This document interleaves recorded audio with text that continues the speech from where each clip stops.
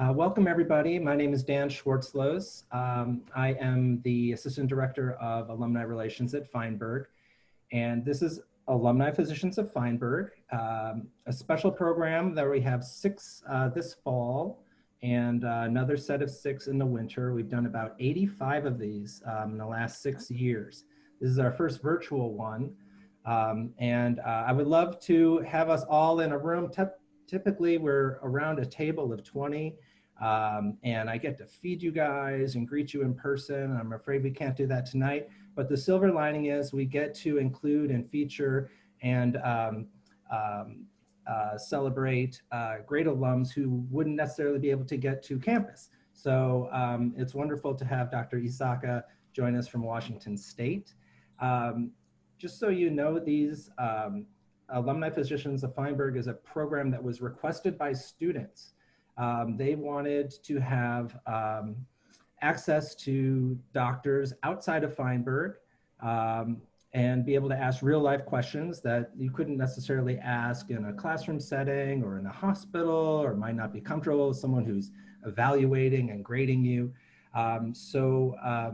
That's a special aspect of this program and something that we as the Alumni Office and also the National Medical Alumni Association wanted to make happen for the students. So it's very much a conversation, not a lecture, and I hope that you'll take this opportunity to make it a discussion. And thank you for the questions that you submitted in advance. I've shared those with Dr. Issaka, as well as Daniel, who will be moderating this conversation. But I want to encourage you guys to ask any other questions that come up. Do not be shy. I also want to recognize Dr. Ike Okwusa, who is a APF veteran from a couple years ago. Did you guys know each other when you were doing your residencies? Yeah, that's why I'm here, because Rachel and I were co-interns. Yes, so, I just was messaging him. I was like, wait, what are you doing here? Excellent. So this is fun. I was so excited to see your registration. So that's great. Wonderful. So cool. If I can I introduce it, Rachel? Yeah, please. So for those of you who don't know me, I'm one of the assistant deans of medical education. I'm also one of the advanced heart failure transplant cardiologists. Did my residency here at Northwestern from 2010 to 2013. That's where I got the privilege of meeting Dr. Rachel Issaka. Rachel and I were co-interns in internal medicine. She was a little bit smarter than me. That's why she became a chief resident. Then she went on to UCSF, where she did her fellowship in gastroenterology. Despite our pulling and nagging for her to come back to Chicago, she went to Washington, where she's an absolute rock star, clinician, researcher, thought leader, on guidelines, all the above. I'm just a dean. Rachel is a rock star. Okay, so without further ado, let me just introduce my friend, my colleague, Rachel Issaka. That's the best introduction ever. Thank you so much. That's awesome. And it's a pleasure to be the inaugural virtual guest of this program. I've seen my co-trainees and now colleagues do these, and I've seen the photos on Facebook, and I'm always a little jealous. I'm like, man, they get Panera and company, and and I'm not in Chicago, so I'm really excited to join you all today. And I don't remember any of the questions, so you could just ask me whatever you want. No worries. Daniel's got you covered, and okay. Through those. Is there anything else you wanted to add before we start? Anything that you want the students to know about you? No, I mean, I think Ike really summarized it perfectly. I'll share other things as we go along. I know you wanted to record. Yeah. Oh, you're recording. Perfect. So I just want to make sure you had that. Yes, fantastic. And just so you know, I've shared the great JAMA article that you wrote with the students as well. So that's been shared with them. So Daniel, can I hand it off to you? Yeah, no problem. If any of you guys have any questions, please feel free to throw it in the chat, and we'll try to make sure that we get everything taken care of. Okay, so the first question is, what inspired you to choose gastroenterology and pursue this particular path in medicine? Okay, so, and you guys let me know if the volume's not okay at any point, okay? So I went to medical school at the University of Michigan, and I think it's one of the few places that still has an inpatient gastroenterology service. Most places, gastroenterology is just a consulting service. So meaning that, you know, people call us, we provide recommendations, but the patients are housed on a different unit, whether it's cardiology or internal medicine. So in that experience as a medical student, I got great exposure to patients on the full spectrum who had gastrointestinal conditions. And within GI, I like to explain what I do as, you know, pretty much I'm the person that's the most concerned about whenever food enters your mouth until it escapes. That's what I do, right? And so you get the full spectrum of people who are young, who may have eating disorders. You see people who have disorders of their gastrointestinal system, like Crohn's, ulcerative colitis. But then on the opposite end, you also get a lot of people who are older when you're dealing with cancers, like colon cancer, like liver cancer, pancreatic cancer. So that's what I enjoyed about gastroenterology, was the full spectrum of disease. Now, if you would have told me then that I would be focused specifically on colon cancer, I would not have believed it. So that just goes to say, be open in this process to all of the different things you're experiencing. You never know what will end up having the largest impact on you. And all of the experiences you have ultimately feed into whatever practice you choose in the end. All right. The next question is, how do we improve care for medically underserved populations? Oh, but wait, before you go on, none of you guys have introduced yourselves, and I don't want this to be, you know, an hour long where I just talk to you. So maybe could everyone just say their name and, you know, tell me what you had for lunch today?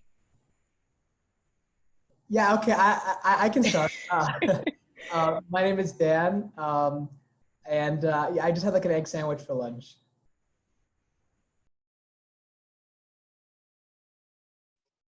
James, you're next on my screen. Oh, sure, I can go. I'm James. I'm a first-year medical student. I had a grilled chicken sandwich for lunch today. Nice. All right, Anthony King. Yeah, hi, I'm Anthony. I'm an M1. For lunch today, I had a quinoa salad. Oh, healthy. Okay, I like it. Frank? I try my best. Yeah, I'm Frank. I'm a second-year medical student as well, and I, similarly to Daniel, had an egg sandwich. Was that like the special of the day or what? Are you all studying? No? Okay. Yeah, Tuesday, Right. That's a Tuesday sandwich. I like it. Terry? Hi, I'm Terry. I'm a second-year medical student. I had like leftovers for lunch, so it was just like rice, tofu, some veggies. So Yeah. Looking forward to dinner in a bit. That sounds like what I had today. Maylin? Hi, I'm Maylin. I'm a first-year medical student, and I made a basil shrimp stir fry earlier. All right, I like it. Jing? Is that how you pronounce your name? Yeah, you're good. I'm Jing. I'm a fourth-year medical student, and for lunch today we had brunch. So we made sourdough pancakes from like a starter we have, like breakfast sausage and scrambled eggs. I have to get my sourdough game up. I know that's supposed to be one of the defining moments of our quarantine. Yeah, and you have to name it, feed it every week. Yes. Yeah. I said it's the third living thing in this apartment. Love it. Tina? Hi, I'm Tina. I'm a first-year student, and I had a Trader Joe's salad today. Excellent. Anna or Anna? Yeah, Anna. I'm Anna. I'm an MD MBA student between my third and fourth years. And for lunch, I had a tofu banh mi. Okay.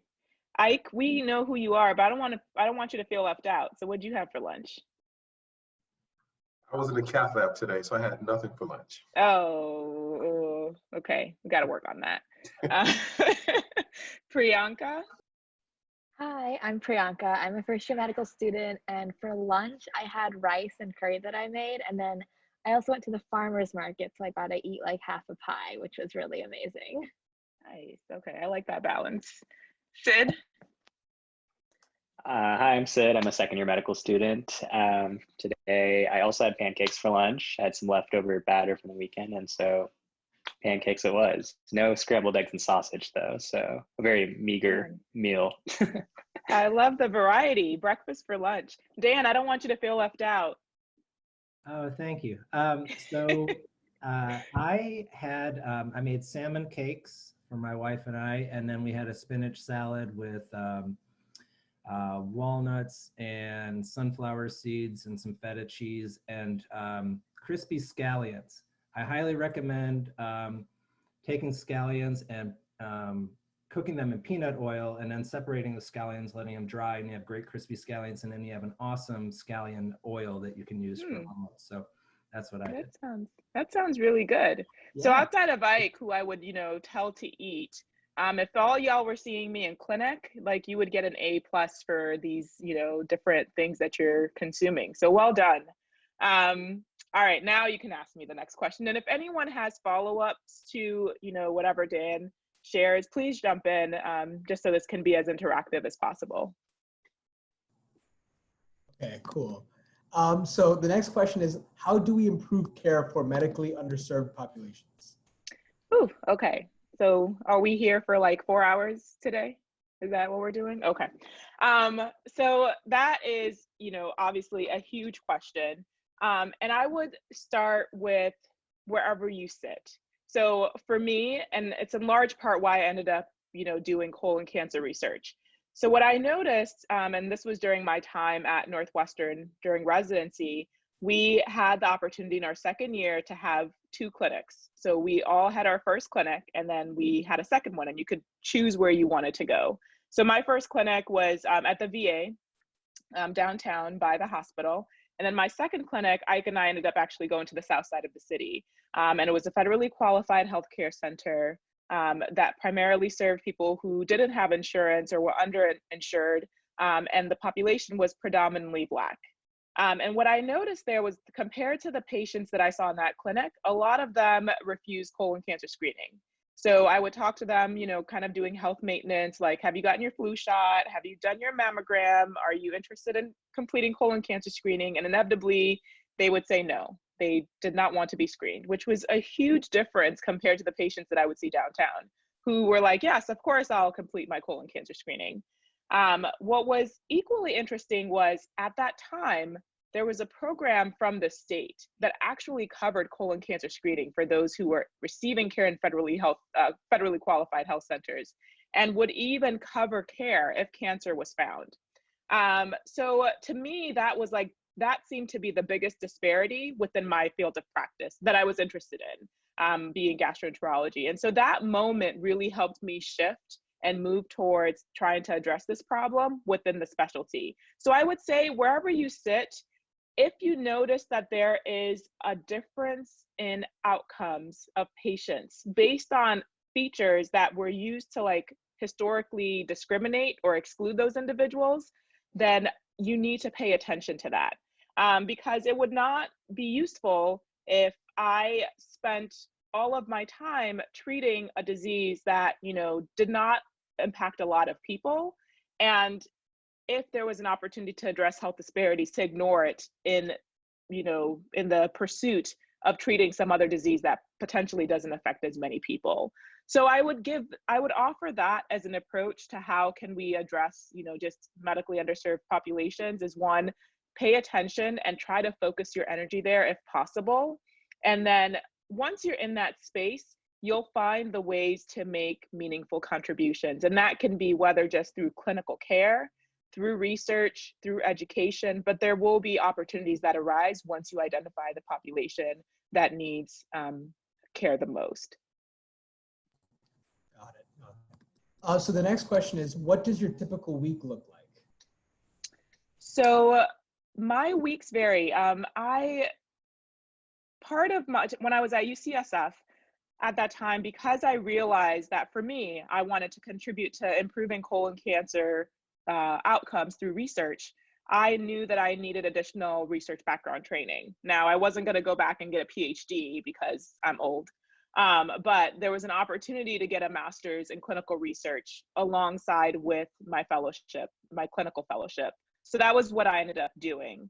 And as a result, when I was done with that training, I was very intentional in looking for jobs that would allow me the opportunity to balance clinical care and research.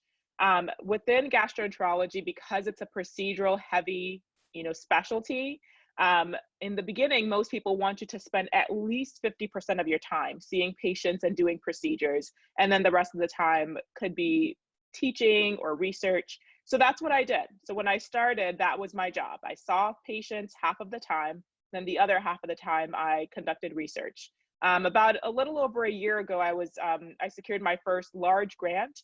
So that now covers 75% of my time. So now 75% of my time is dedicated to research. Everywhere you go will be a little different. The way our group practices is on a weekly or a monthly calendar. So what that means for me is that 3 weeks out of the month, I'm conducting research, and 1 week out of the month, I'm seeing patients. When I'm seeing patients, I'm doing everything. I'm seeing patients in clinic, I'm seeing patients on the consult service, I'm doing outpatient procedures, I'm doing inpatient emergency procedures. So it's crazy busy. But the benefit of that is that the 3 weeks when I'm not on service, with the exception of a few patient emails here and there, I'm really focused on my research. And for me, what that looks like is working with a team where we're using methods like qualitative interviewing. So that means interviewing patients and providers to understand what their perspectives are on the problem. Methods like implementation science, where you're really interrogating, okay, we know this thing works, but how does it work? And how does it work in this setting for these people for this very particular indication? So those are the type of methods we use. And together, all of those are called health services research. So that's what I am, as a health services researcher in colon cancer. And that's where I spend, the other 3 weeks of the month spending my time. Got it. So this next question actually kind of ties into what we just talked about. And it's, could you discuss the types of patients that you treat and where along your path along internal medicine you became interested in gastroenterology? Yeah. So I kind of touched on the second part a little bit, which was, for me, I discovered that I wanted to do this as a medical student for the reasons that I described earlier. In my current practice, I really see the full spectrum. So it's really interesting because my clinical group is housed within the Seattle Cancer Care Alliance, which is similar to, I think, Lurie is the cancer center at Northwestern, right? So that means, we see patients who have all sorts of cancers, who sometimes they're experiencing complications related to their oncology treatment. Sometimes they're experiencing complications related to the cancer itself. Sometimes it's a primary gastrointestinal cancer, but sometimes it's also people who have been cured of their cancer, but their oncologist is almost serving as a primary care doctor, because that's who knows them best. And so now all of a sudden they have acid reflux, or they have abdominal pain and nausea, whatever it may be, a gastrointestinal complaint. And I'm seeing those patients in clinic. So it's really the full spectrum of patients. And there are times, I also will just receive somebody from the community. And I ask, where, how, or why are they coming to see me? There are very few Black gastroenterologists. I believe I'm the only one in Seattle. I have yet to meet another. So there are Black patients who, look up my profile picture and they're like, oh, I want to go see her. So my practice is structured such that there's flexibility to do that. And that's not always the case, but anybody who wants to come to see me can see me. And then within our larger group, because we're part of the University of Washington, which includes Harborview Medical Center, which is our safety net system, I see patients there as well when I'm on service if there's a need. Got it. So this next question also kind of ties into what we just kind of talked about. You mentioned working with oncologists. This question asks, how do you work with them in the care of patients, and who else is involved aside from oncologists in the treatment and the care of patients? Yeah. So, when it comes to really GI and most medical practices, it's really a team sport, right? And so I can give you an example. Would be, for instance, a patient who has leukemia, who is undergoing treatment. And so they may be getting evaluated for a stem cell transplant, and then they may discover that they have abnormal liver function tests. So even before that transplant, I might get consulted and I'm helping to figure out why that person has abnormal liver function tests. Along on their team, they likely also have radiologists who are helping interpret imaging. For patients who have solid cancers, like colon or pancreas or liver. There may also be a surgeon that's part of that team. And then of course we have pharmacists, physician assistants, nurse practitioners, nutrition. So it's a whole multidisciplinary team working together. And, you know, it's really all in the best interest of the patient, whether it be prior to any definitive treatment for their cancer or during the treatment or even after treatment as well, during the surveillance period. So one example for patients who are diagnosed with colon cancer, if colon cancer is found and then removed, that person still needs surveillance colonoscopies to make sure that the cancer doesn't come back. And if it does, that it's seen at an early stage. And so we would help with that management as well. Okay. The next question is, what led you to choose your residency / fellowship / current employment? I know you talked about this a little bit, but if you could just go a little bit more into that. Yeah. For me, it was really the people at each of the programs. So I interviewed at Northwestern and, you know, all of the other places you can imagine. And I met Diane Wayne, and she was phenomenal. And I was pretty much like, yeah, I'm just going to come here and work with you. And Diane was like, okay, whatever you want to do, I will support you. And that level of energy and enthusiasm and support, I did not find matched anywhere else around the country. So that was why I chose to come to Northwestern. And, you know, she is still one of, you know, the best people that I know today. When I received my first job offer, just to kind of give you a clue as to, you know, how Diane operates. When I received my first job offer, I sent her a text message and I was like, Diane, I need to talk to you about this job offer and make sure that, you know, I'm not getting cheated. So she reviewed it for me and she told me the things that I needed to ask for. So they're really phenomenal people at Northwestern. I would highly encourage that you, you know, maintain those relationships that you're building, because there is really an excellent community. When it was time for me to determine my fellowship, I wanted to stay at Northwestern. It was really high on my list. My research mentors were there. Everybody was phenomenal. But my husband is from Oakland, and he hadn't been on the West Coast for a long time. And he's also in tech. And at that time, Chicago did not have the same level of tech opportunities as the Bay Area did. So UCSF made the most sense for us at that transition. And with Seattle, it was, you know, very similar. I think I kind of go to all these places and I love them and I think I'm going to stay. And then there's an opportunity to grow and build and explore. And, you know, we didn't have any kids when we moved for this job. So we pretty much told ourselves if we were ever going to move again, because again, we're old and we're not going to do this again, we were like, this is the time to do it. So we came here. We've been here about 3 years now, and it's been a phenomenal experience. Is it okay if I ask a question? Yes, please. So I'm an M4 again, and I'm applying into internal medicine and definitely interested in GI, which is why this talk was particularly exciting for me. I think just, you know, as a student sort of earlier on in the training process, I'm still trying to figure out what programs to apply to. And so my question for you then is kind of how do you take all of these internal medicine programs like around the country and figure out which attributes are important to you? Like what were you looking for in particular to find a list? Yeah. So, you know, if you're interested in GI, as you know, GI is a really competitive specialty, right? And for better or worse, research is initially highly valued, even though the majority of people, once they're done with GI, do not go into research careers. But for whatever reason, it's still highly valued at that initial application stage.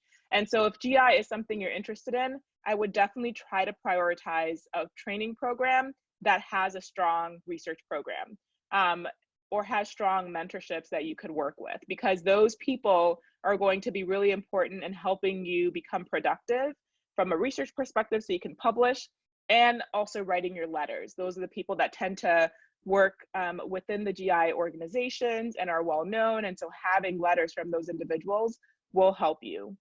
Now, outside of that, I tell this to any trainee that comes across my path. You have one life to live.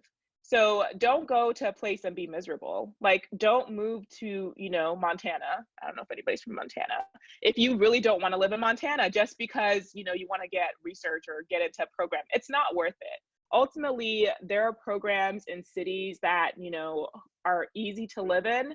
And so hopefully you find a balance between just the urgency of knowing that you need to meet this bar to apply to this specialty, but also doing it in a place that you're ultimately happy. So keep that in mind when you're interviewing. The reception of the program is very telling. A lot of programs look similar on paper, but once you're there, and I know it's virtual now, but hopefully won't be, soon-ish. I don't know. You're applying this now. Whole year, unfortunately. Whole year. Okay. Yeah. Well, I think if there is a safe opportunity, even after your interviews, if there's a safe opportunity to travel to that location, I would, try to do so.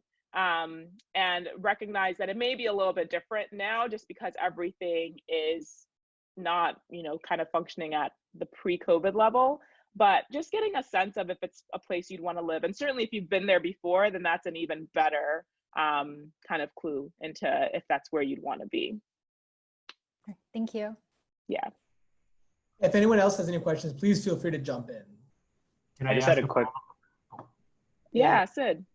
Oh, I just had a quick clarifying question. I don't know a lot about the GI kind of fellowship pathway, and I just wanted to ask, is like gastroenterology and hepatology, like, are they always together? Do you ever have programs that do one or the other, or is it usually a combined thing at every training site? So I would say that like 95% of them are combined. So you're going to do both. There are rare programs I've heard of where, for whatever reason, sometimes I think there are people who are foreign medical grads who may be taking the steps in order to get in or finishing steps in order to apply for the fellowship program. I've heard of rare instances where people will do a hepatology fellowship separate from a GI fellowship. But even in those instances, when folks do that, it might be a 1 to 2 year program. They still, if they want to do GI, have to go back and do a 3-year GI program, which is combined with hepatology. Now, once you have done a GI fellowship, there is the opportunity to like super specialize. So GI fellowship is 3 years. If you wanted to do transplant hepatology, for instance, that's an additional year. So people do that. If you wanted to do advanced endoscopy, which is just playing with all the new toys and, doing a lot of procedures non-surgically, that's another year. There's a year-long additional fellowship in inflammatory bowel diseases if you wanted to become a specialist in Crohn's or ulcerative colitis. So those opportunities are there, but they're really on the foundation of that 3-year gastroenterology and hepatology fellowship program. Thank you. Yeah. I had a follow-up question about career paths. Yeah. How did you decide to go into a research career as opposed to going into a private care? Yeah. Like I said, when I started this journey, all I knew was I wanted to do GI because I was like, oh, there are procedures and they're not 12 hours long because that was my experience in surgery. All the GI procedures are generally about an hour, hour and a half if it's a really tough case. So I thought that's what I was going to do. And I thought I was actually going to do advanced endoscopy because I really like the idea of playing with these new tools and techniques. And there aren't that many women who are in advanced endoscopy. So I was like, that's it. I'm going to be there. I'm going to do it. And then, as I told you, I encountered these patients and I was like, what is going on? And why aren't you getting your colon cancer screening? So I actually applied for my first grant when I was a resident, and it was a small grant. It was through the AOA. And all I did was I said I was going to buy breakfast and I was going to talk to people. And that was it. That was literally what started this. So in those breakfast meetings, I learned so much about these patients and the obstacles that they faced to get to colon cancer screening. And it also made me realize how nobody was like, there wasn't a lot of attention or there wasn't a lot of conversation around these very real barriers. But I knew that if I wanted to contribute to that conversation and move the needle forward, that I would need more robust training. So that's what led me to UCSF and that joint I mentioned, program with my research and clinical. So I was on a T32, which is a training grant that protects your time during fellowship to do advanced research training. So really at that point, I kind of made that decision and decided to go down that pathway. Now, certainly there are people who do the T32 and at the end of it are like, no, research is not for me. I just want to see patients. And that's okay. Like at any point, you can take any fork in the road, to do what you need to do that makes you happy. But for me, when I finished my fellowship, there were still more questions that I wanted to answer. So that's why I looked for a job that would protect my time to do that. Thank you. Mm-hmm. All right. So actually, this next question kind of like segues great into the previous one. How can primary care physicians and other non-GI physicians improve awareness of and work towards address disparities in colorectal cancer screening? Yeah. So let me kind of even take a step back. I love my primary care colleagues because they're the ones who are really the front lines, right? So primary care providers are the ones who are talking to patients about, healthcare maintenance and screening and vaccinations and all those things. And I could not do my work without primary care. So as an example, today, one of the things that I did, transportation is a huge issue for people who are trying to complete colonoscopy. And so we're trying to figure out how can we improve transportation access for patients who need colonoscopy. And the conversation, it occurred with 3 primary care physicians. There was only myself and another gastroenterologist in the room. So our primary care doctors already do a great job of advocating for patients. They do a great job of promoting screening. There are some who are also interested in research. And so in those instances, they partner with, folks like myself, or, if they're interested in cardiology, they might partner with somebody like Ike. But already primary care does they do great work in this sphere. And there are a lot of people who investigate colon cancer screening disparities and are primary care doctors. So, one could have said, well, if you just wanted to do colon cancer research, why do you need to do GI training? I personally appreciate the ability to go in and snare out cancer and polyps, so that's why. But you don't need to be a gastroenterologist to do colon cancer research. And there are people who are also PhDs and do this work. So again, that multidisciplinary team really, I think, leads to the best ideas and leads to the best, solutions for patients who face these challenges. Got it. All right. So switching gears a little bit, in terms of work-life balance, what is a non-negotiable part of your work and your personal life respectively, and how did you figure that out? So someone told me when I was looking for my job to think through all of the things that I needed every day to be successful, to list those things out and then to prioritize them. And some of those things you ask, your employer, and then some of those you recognize that you can do on your own.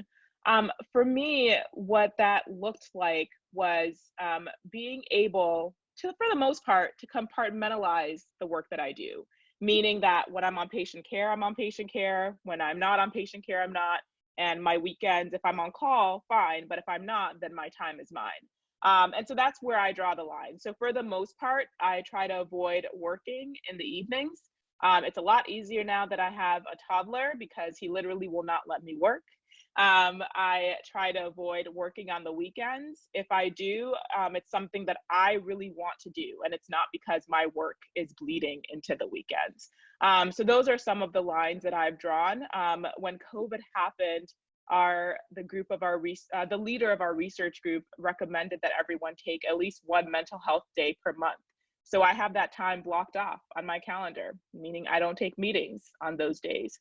And then there are other things that I've sort of done for my own, mental health and productivity. For instance, most mornings between 8:30 and noon, my calendar is blocked off for writing, reading, and thinking, meaning I don't take meetings between 8:30 and noon. If anybody wants to meet with me, it's going to be between the hours of 1 to 4 p.m. So, there are things that, you can sort of figure out to make your work flow more efficiently. And once you're efficient at work, then you can really protect the time outside of work as well. Great. Okay. Could you share advice for continuing passions and interests outside of medicine and finding balance? You kind of touched on this, but if you could go a little more about that. Yeah, I mean, the things that you love to do, don't give them up just for the sake of medicine. There will always be pulls on your time. So, one of the things that when I lived in Chicago, I was part of a flag football team and a rec basketball team. And I would, those, nights were protected. I was just like, if I don't, I'm not available, right? I love to read, but there's always this guilt about reading non-medical text. So the way I get around that is pretty much every city I live in, I form a book club. And most of the people in the book club are not medical, meaning that we're not reading JAMA or any JM. And that also means that if I pick a book, or if we pick a book, then I have to read it. So there is no guilt associated with reading the book because I have to read it for book club. So those are, some things that I do. I love, running, and I used to run more outside before all of this. I ran the Chicago Marathon after I left. But most recently, I got into Peloton. And so they're actually a group of women who we were all in residency together, and we ride together. And those, things are things that I do that really kind of help keep me balanced, to keep me centered. And again, those are non-negotiable. So it's like, I'm working out every morning. I have my book club every 6 weeks. I'm whatever it is that I would say, whatever it is that you enjoy doing, or if you want to cultivate a new habit, just carve out the time and stick with it. And don't respect that time. Treat it almost as if you had, I have a friend who says, treat it as if it's a doctor's appointment. What would it take for you to cancel your doctor's appointment? And if you treat it in that same way, then it forces you to, stick with it and do it. That's awesome. That's really cool. What advice or recommendations would you have for preclinical students who are interested in GI, but they just need a little bit more exposure before deciding on a specialty? So, the wonderful thing is you don't have to decide about gastroenterology. I think now they pushed it back. So you don't have to decide until like your second year of residency, right? Before, it used to be like your first year of residency, you pretty much had to have decided. So during residency, during your internal medicine residency, if that's something that you're interested in, just find the gastroenterologist. They're more than welcome to have you come and watch them in the endo suite and watch what they're doing. If you are, in that first year, if you have that shadowing experience and you enjoy it, and if you're considering going into it, find who's, doing the research. So I worked with Raj Kiswani, who I don't know if you guys have met, but Raj was a very hesitant mentor. I had to twist his arm a little bit, but Raj is fantastic. And he had all these ideas, but he was busy. And so I'm like, I'm the resident, you get these research blocks as a resident, like 1 to 2 months of time. So I just offered myself like, hey, I'm interested in GI, what projects are you working on? What could I assist with? And I think the first one was really like a chart review, which for Raj, that's like, a huge sink of his time. But for me as a resident that had a free month to do research, I was like, this is great. All I have to do is just like read these patient charts and like pull this information and, try to figure out a story. And so that led to like a publication, and then an actual oral presentation at DDW. So go in, shadow, and just ask around, like wherever you are for your residency, ask who is engaged in research and who might you be able to work with. Even as a medical student, if you know that you're interested in GI or even thinking about it, you can start that process right now. My very first GI publication was as a medical student. And it came about because when I was on this GI rotation, there was a lot of conversation around heart people who've had heart procedures who are on dual antiplatelets and whether or not they needed a PPI. So it was a very simple question, just asking of the patients that we had seen in our healthcare system, who was on a PPI, who was not, and who had bled and who hadn't. So, these are things you can start to ask and do now if you know that you have an interest and are considering it. Okay, got it. What is something developing in your field of interest that particularly excites you? Well, there are always a lot of new things, but I'm really excited about the fact that people are finally talking about social determinants of health and how that impacts cancer outcomes. So it's not a new thing. It's just been something that hasn't received the same level of attention as new technologies. Like for instance, AI, artificial intelligence, is really big in GI. And everybody's talking about, the future of AI and gastroenterology and how we might be able to go in and, the AI technology will help us like pick out a polyp or a cancer that we can't even see with the naked eye yet. And that's exciting and that's great. But when it comes to like colon cancer, 150,000 people will be diagnosed with colon cancer this year. 50,000 of them will die. And it's because 30% of them haven't completed screening.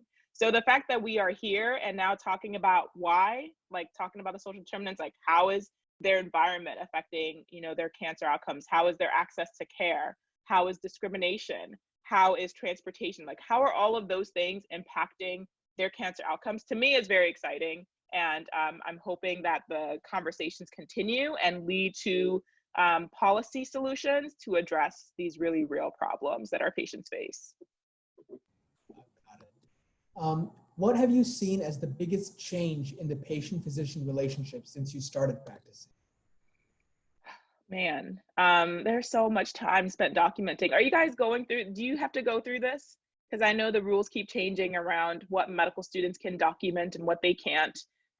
Do you guys have to write notes on the patients that you see and things like that? And are they submitted, or does somebody else have to like modify it? Anyone can answer. I mean, I think like a resident has to addend it and the resident can sign it to a physician. So ultimately an attending has to it has to pass through an attending, but we can write the original note. Okay. Yeah, so you guys have experienced this, right? Like there's so much paperwork involved in the practice of medicine. And that's really frustrating. And I feel like that's only gotten worse since I was a medical student and, you know, even through now. So I'm hoping that there are some solutions that emerge from, you know, this time. We've seen increased use of telehealth with COVID, and, you know, with telehealth, you know, unfortunately you can't do a full physical exam. And so automatically your note is a little bit shorter, and yet that's still acceptable for billing. So I'm hoping that some of the different accepted norms around this time will extend beyond the pandemic. And I hope that one of them will be like shortened notes and requirements around what needs to be in the medical note. Very nice. So you actually talked a little bit about the importance of mentorship, but there's a question that's asking, what did the process look like for finding mentors, and how did that end up happening? So for me, it was asking, again, you know, Diane Wayne was my residency program director, and then Ashish took over the second year. So I was talking to both of them and asking who within the gastroenterology division would be good for me to work with. Keep in mind that question. It's not who is the most productive, or it's not who has the most funding. It's who would it be good for you to work with. And there's a difference, because that person with the most funding or who's most productive may not have time to mentor you as a resident or as a medical student. Okay, so keep that in mind when you're asking. So for me, that person ended up being, you know, Dr. Kiswani. He was very enthusiastic and he was excited about doing research, had some great questions, and, you know, he could have used the help of somebody to, you know, do some of the more mundane tasks of the project to move it forward.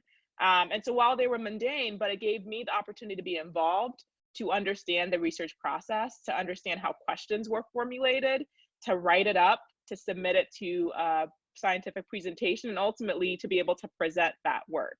So I would ask that. And then when you're meeting with potential mentors, also keep in mind their life stage. So as an example, I told you guys that I am now in my second year of my K08 award, which protects 75% of my time. That means that I'm building, and a lot of the research projects that I'm engaged in are for the long term. These are 3 to 5 year projects to try to, you know, shift system culture. Those are not good projects for a medical student or a resident to be involved in, because ultimately, as a medical student or as a resident, you want to be involved in something that you can quickly turn around and get a publication within a year or 2 max. Like, so you can use it in the next application that you're trying to submit, right? So ask that person when you're meeting with them if they have a short-term project that you can get involved in, and if they have the time to work with you. And if the answer is yes to those 2 questions, then that's the foundation for a good mentor-mentee relationship. If I could add to that, the other thing that I tell my fellows and residents is, don't be a passive mentee. You need to mentor up. And what that means is you need to go into those meetings prepared. So if you're meeting with, let's say, you know, a Raj Kiswani or a Pandolfino, go on PubMed and see what they've written about recently. Are those questions that interest you? Go in with your agenda. It doesn't have to be complete, but it can be, you know, the things that I want to talk to you about today are this project that you published on. Are you planning on extending that? This meeting is coming up. Is there anything you have in the pipeline ready to submit? Is there anything that you're working on that I can help you with, right? So go in with an agenda so that it seems that you are taking an active role and interest in that work. And whatever it is that you say you will do, make sure you do it. So I would say that you undercommit and over-deliver. And what that means is if I know that I can get something done within a week, I don't tell anyone I can get that done within a week. I might tell them, I can get this to you in 2 to 3 weeks. And so if there is an emergency or some buffer that comes up, I have the time and it doesn't seem as if I'm flaky. But if I get it to them in a week, then you're a rock star. Like, oh, you got this thing done in 1 week. So undercommit and over-deliver. Just always give yourself that buffer. That's really helpful. But so just to go off that some more, do you have any more advice to give medical students who are navigating a possible interest in a field like gastroenterology or another fellowship requiring field? So all of the gastroenterology societies offer free memberships to medical students. I would sign up for them. This year, the nice thing is all of those meetings are virtual. So you don't have to buy a ticket or pay for a hotel. You can sign up for their conferences. The American College of Gastroenterology, their conference is coming up in October. If you have a remote interest in gastroenterology, sign up for membership, sign up for the conference, pick and choose a few talks that you can log on to and listen just to get a flavor to see if this is in fact something that you're interested in. I mentioned if you are considering doing research, which you have to do research for any field you apply to anyhow, right? So you could do your research in GI and ultimately maybe through that you say, I really want to do family medicine instead. It's not going to hurt you to have had a GI publication. So if you are interested in it, you know, you guys are at Northwestern, Raj is going to kill me, but Raj is great. You should reach out and, you know, see what he's working on. He may not be able to directly work with you, but he may be working with a fellow or a resident that you could team up with to work on something together, right? So that would be another opportunity that you could use to get involved within gastroenterology. Dr. Pandolfino is amazing. He is very busy, but he has a team. So similarly, you may not be able to work directly with him, but you could work with somebody on his team to be able to contribute to science. So if you guys are at Northwestern now, if you know that GI is something you're interested in, I would highly encourage you to tap into the gastroenterology network that's there. Go and shadow, try to figure out if there are any research projects that you could be involved in, join the professional organizations, try to log on to a few of their meetings to see, you know, if it piques your interest. And really that's it. Like I said, the rest of the time, you'll have to cultivate that interest in residency. So, you know, especially for the M1s, you guys, there are several M1s on here. I don't want to scare you. You don't have to go and do these things today. These are only if, you know, this is a question that you have. You have a 3-year residency to figure it out in detail and to be more strategic in your application at that time. Got it. Is there anything you wish you had done differently in terms of your career path and training? I wish I would have just traveled more and used better use of my time, especially now that, a lot of things are locked down. So I would say whatever it is that you want to cultivate, I would do that now. If you want to learn a different language, do it now. And the reason why I say that is because the amount of free time that you have, and I'm sure you've heard this from others, it just incrementally decreases the further along you go throughout your training. So I spoke French for many years, and then I lost it, and I kept saying I was going to pick it back up again, and now I don't know where I'm going to schedule my French lessons in. So, just take advantage of the time that you have to cultivate whatever skills you want to nurture, especially during your 4th year. I think there are a few 4th year. Jing, you said you're in your 4th year, and there's some other 4th year people here. Yeah, do all the other things that you want to do. Read that book that you never finished. Listen to whatever album you never got to. Binge on movies. Seriously, guys, I'm not even joking, because the pull to study and read medicine will always be there. Trust me. You have boards. You have to take care of patients. There will never be a time where it's just like, oh, I can't not learn this subject matter, or I can't not perfect this medical technique. You have to do it. But all of those other life things are very easy to push to the side. So while you have the time and the flexibility now, take advantage of it. I have one quick question. Yeah. So it sounds like you got an interest in colon cancer screening when you were a resident. Mm-hmm. And did you ever consider pursuing the oncology path rather than GI? And you didn't, but I'm curious why you didn't. So, it's really funny that now I work primarily with oncologists, but at that time, I just thought oncology was too sad. And I was like, nope, I cannot do it. I need to, be in a field where there are healthier people. But that was a very narrow-minded view, because obviously now that I work with oncologists, there are certainly many people who are cured of their cancer and are living normal, healthy lives. But that was primarily my reason for pursuing gastroenterology instead of oncology at that time, was because of my false sort of overall impression that oncology patients were much sicker than what I wanted to deal with at the time. Yeah, but there's no wrong answer. And I think there are, for any given disease, really, because it is a multidisciplinary team, there is an opportunity to, whether you approach it from the oncology treatment side, a procedural side, like myself, an imaging, like radiology, or a diagnostic, like pathology. There are many ways to approach a disease if the disease is the one thing that's driving your decision about practice.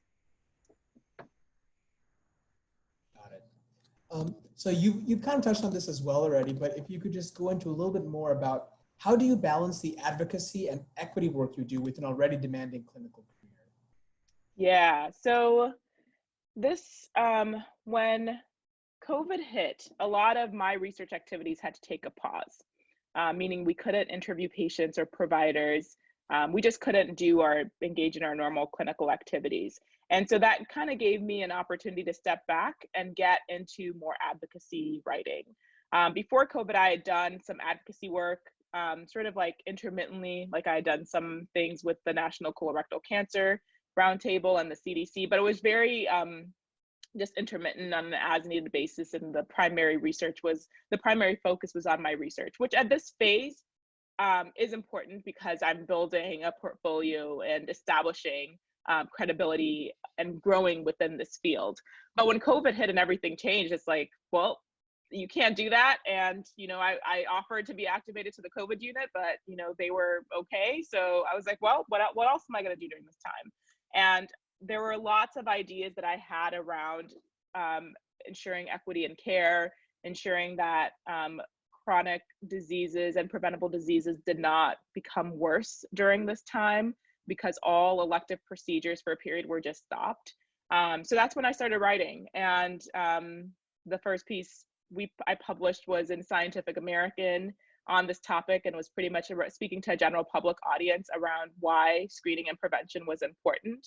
And then I subsequently published another piece in JAMA looking at how we could harness home stool tests to improve cancer screening during COVID-19.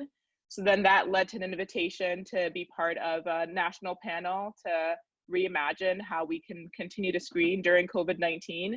And it kind of goes from there. So I would just say start with something. If there's a topic that's of interest to you, and I will say that there are great medical student voices. You guys probably know Lash Nolan at Harvard. So Lash writes a lot, and she writes about all things, whether it be in the news related to health injustice or criminal injustice. So I think whatever it is that is on your mind that you have a passion about, you should write. I think the lens that you guys have was something that I wish I did more of when I was in your shoes. When I was a medical student, I had this impression that I had to be of a certain stature or of a certain position in order to speak on different topics with authority. And I don't think that's true. I think we all bring unique perspectives to all the different things that are happening in our world right now. And so if there's something that really moves you, and Ike will tell you, when COVID hit, like literally the first thing I kept saying was, Ike, they shut down the procedure units. Now everybody's gonna come back with cancer. I wouldn't shut up about it. So that's why I wrote about it, because I was just like, I need to like get this off my chest. So if there is something that you feel the desire to speak about, just go ahead and write it. There's a great New York Times piece on how to write an op-ed. So that was the avenue that I used to enter advocacy, but certainly there are others. So if that's something that's of interest to you, then I would refer you to that New York Times piece as a way to begin. There are local advocacy groups that I'm involved in as well. So if that's the avenue that you want to be engaged in your community, I would encourage you to do that too. But I would say that our world is changing so rapidly, and there are so many important topics that, given your training and your knowledge and your background and expertise, you cannot be silent. So find whatever topic it is that inspires you and moves you, find a way to get active in that field. And you can either expand upon that or move, but I really think that's an important part of who we are as physicians. I disagree strongly with the sentiment that, you know, this is not our lane. This is absolutely our lane as physicians. And so you should use your voice and, you know, really try to impact change wherever you are. Awesome. And the last question that I have kind of goes off of that. And it's from the standpoint of an individual medical student, how can we directly improve the accessibility of medical services to diverse and underserved populations? I think this is tough. I remember when I was there was like a free health clinic provided through Community Health at Erie. Is that still there? So that, I see some head nods. So that may be an opportunity for you guys to get involved if that's something that you're passionate about. But, you know, to your global question, I don't know that should supersede anything else you're doing. At the end of the day, it's really important that you are trained well and that you have the skills to go out into the world and be an excellent physician. So that's the first priority. And once you have that checked, then if you want to explore opportunities like the free health clinic or writing to bring attention to an issue, then that's fine. But those things should not happen at the expense of your learning and education and the skills that you need to go out and affect the world. Because ultimately, the skills that you're acquiring now as a physician and a physician in training are really going to be what carry you throughout a lifetime to make that change, that change that you're desiring to create. So I would give that perspective in response to that question. All right, awesome. Thank you so much. Do any of the other students have any questions? If not, I'll turn it over to Dan to close this out. I've got a question, if it's all right. Yeah. So as someone who is sort of just getting familiar and getting up to date with some of the literature on like some of these discrepancies and things like colorectal cancer and other kinds of diseases, I'm curious to hear your perspective on a lot of the research that's being done towards identifying these discrepancies and like what you would like to see as like a great example of how that can then be put into practice to then address those discrepancies. Yeah, I think there are a lot of studies that describe the discrepancies, right? That describe the disparities. There is less so research on interventions to improve those disparities. And that's where my work lives, is in creating those interventions and then in disseminating them. But one great example, for instance, when it comes to colon cancer screening is the mailed FIT. I told you there's this test that can be mailed to patients. They can complete their initial colon cancer screening and then they mail it back. And we've shown that when you mail that stool test, screening improves by 25%. The US goal is to get 80% of the population screened. Right now we're at 65%. So can you imagine with the national effort to mail these tests, that could potentially put us up to that 80%, right? But we're not doing this on a national level. And it's because it's really hard to coordinate when we don't have a national healthcare system. But there are healthcare systems that are doing this very well. And so what I'm hoping to see is broader implementation of this test. I think COVID sort of provides the perfect opportunity to do this, especially now that patients can't always go into the hospital to access an endoscopy, nor do they want to. So that's one example, but there are other examples as well of things that we know work, but unfortunately are not used on a population scale. And so that's, that's where my research lives, and others are doing the same. And so hopefully we'll see the fruits of those efforts, in the next few years. Cool, thank you. Awesome. Is there anything else? If not, I'll hand it over to Dan. Anybody else? Maybe one more question, if you like. No? Well, I just want to thank everybody for being with us tonight. It was great to see a lot of familiar faces, but also some new faces. Dr. Okwosa, great to see you too. And most of all, thank you so much, Dr. Issaka. We really appreciate you taking the time to be with us.